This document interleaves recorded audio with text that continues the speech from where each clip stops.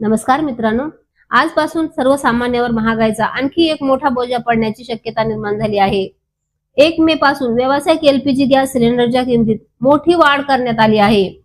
या दरवाढीमुळे hotels, restaurant, धाबे आणि केटरिंग व्यावसायिकांच्या खर्चात मोठी वाढ होणार आहे. दिल्लीमध्ये 19 किलोच्या व्यावसायिक सिलेंडरची किंमत आता 3071 रुपयावर पोहोचली आहे, तर मुंबईत ही किंमत अंदाजे 3024 रुपये झाली आहे. कोलकात्यातही सिलेंडरचे दर मोठ्या प्रमाणात वाढले आहेत. तज्ज्ञांच्या मते या दरवाढीचा थेट परिणाम बाजारातही खाद्यपदार्थावर दिसून येणार आहे. हॉटेल्स, रेस्टॉरंट्सना वाढलेला खर्च ग्राहकांकडून वसूल करावा लागू शकतो, म्हणजेच बाहेर जेवणे आणखी महाग होणार आहे. विशेषतः लहान व्यापारी, ढाबे चालक आणि केटरिंग सेवा देणाऱ्यांसाठी ही मोठी चिंतेची बाब आहे. दैनंदिन खर्च व्यवस्थापन अधिक कठीण होऊ शकते.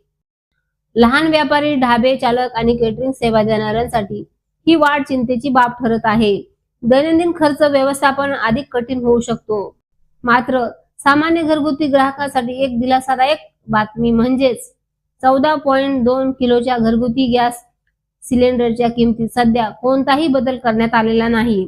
म्हणूनच घरगुती वापरकर्त्यांना तातडीने फटका बसणार नसला तरी बाजारातील वाढत्या खर्चाचा अप्रत्यक्ष परिणाम सर्वसामान्यांच्या खिशावर होण्याची शक्यता आहे.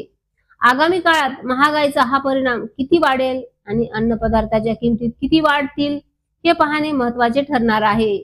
तुमच्या शहरात गॅस दरवाढीचा परिणाम जाणवत आहे का?